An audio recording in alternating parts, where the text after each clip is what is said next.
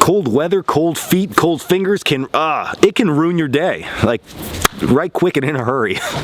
So what's up guys, Dan here from Coalcracker Bushcraft. Today I'm going to talk to you about 3 hot tips to keep you hot. Well, to keep your feet warm, okay? It's inevitable if you spend time outside, your toes are going to get cold. I mean, it's just part of it.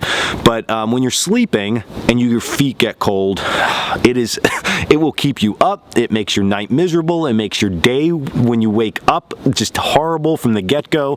So I'm going to give you 3 tips to maybe enhance that, warm up your feet a little bit. And you could try them out, see if they work. If they don't, I don't know what to tell you. Just, I don't know, go in the car and put your feet under the heater.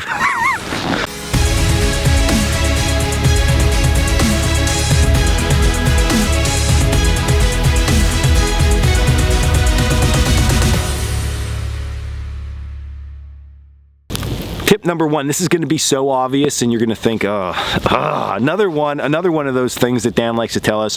So normally we have a campfire with our shelter behind it. We're going to pretend we have a shelter there. So what we normally like to do is we like to sleep with the fire out in front of us. Sort of like this, right? It just seems like the normal thing to do. Then you can feed your fire all night, you can throw wood on, do all that good stuff. The problem with this is the heat source is here and your feet source is down here, keeping your feet cold, minus the boots. Never wear your boots to bed. They cut off the circulation, which we're gonna talk about here in a little bit, but don't ever wear your boots to bed.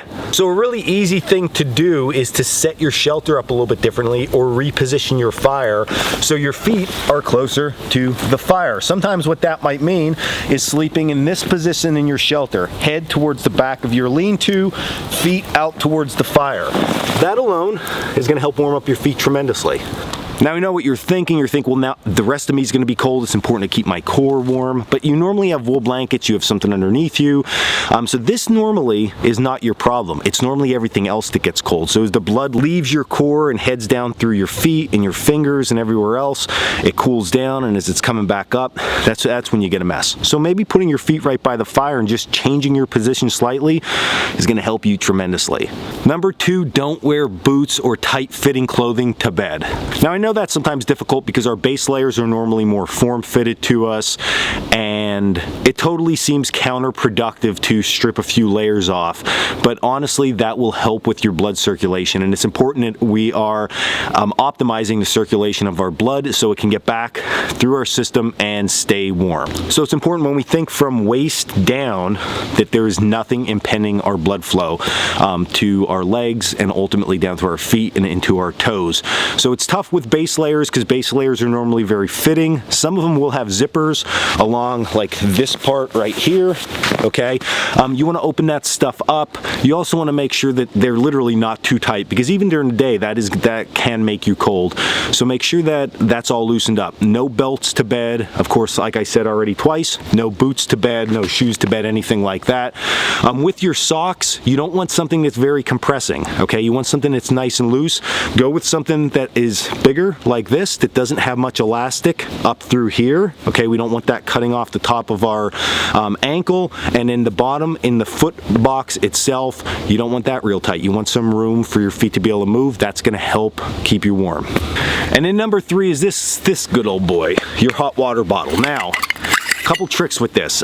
Put this in the fire, bring it to a boil or warm it up, and then don't initially put the lid right back on. If the thing's boiling and you put the lid back on, you're gonna blow out this gasket in here. It's gonna melt and it's not gonna be good. So you have to pull this out of the fire and let it cool for a bit until you can handle it, that it's like enough that you can pick it up, but you still wanna drop it, that kind of situation. You're gonna put your lid on at that point. And now comes the trick. You're gonna take this hot bottle and you're gonna put it in one of your socks. Now, if you're wearing camp socks at night, put them in the socks you had on during the day. If you don't have any extra pairs of socks with you, just take a hat or take a piece of cloth and wrap this up. It's gonna help insulate this and trap the heat in a little bit more.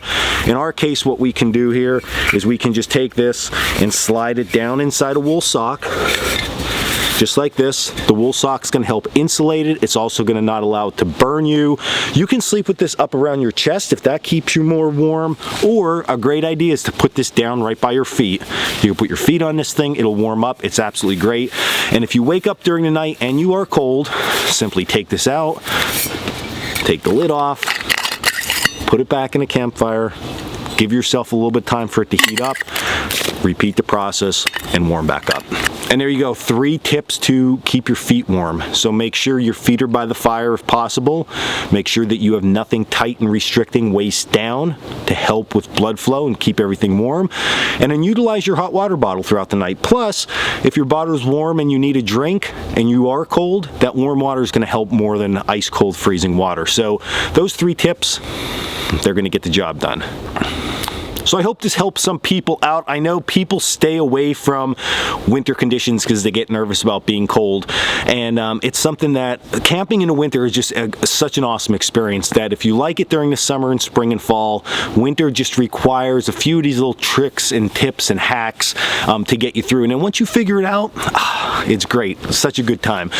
So I hope you enjoyed this video. Definitely give these ones a shot. Tools for the toolbox. I was showing off my socks a little bit because we do have these camp socks. They're one size fits most. They're 100% wool. They're loomed here in the United States. Very little amount of elastic up through here.